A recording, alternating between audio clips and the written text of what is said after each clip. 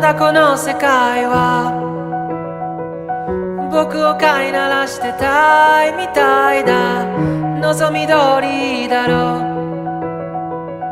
う、美しくもがくよ互いの砂時計、眺めながらキスをしようよ。さよならから一番遠い場所で待ち合わせよう。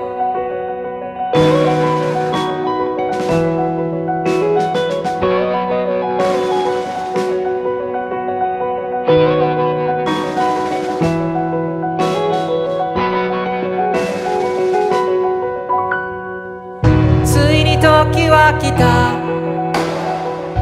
昨日までは序章の序章で飛ばし読みでいいから、こっからが僕だよ。経験と知識とカビの生えかかった勇気を持って、未だかつてないスピードで君の元へダイブを。まどろみの中で生ぬるいコーラに、ここでないどっかを夢見たよ。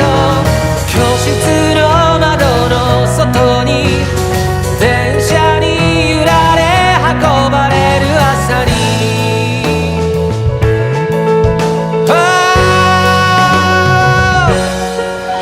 運命だとか未来とかって言葉がどれだけ手を伸ばそうと届かない場所で僕ら恋をする。時計の針も二人を横目に見ながら進む。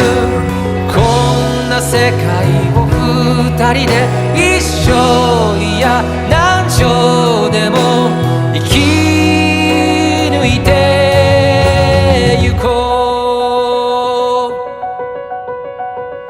う。初めましてなんてさ、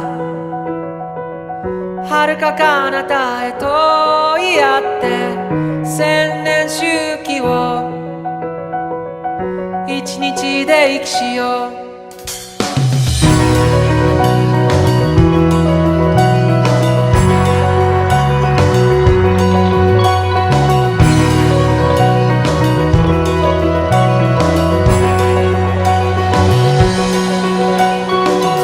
辞書にある言葉で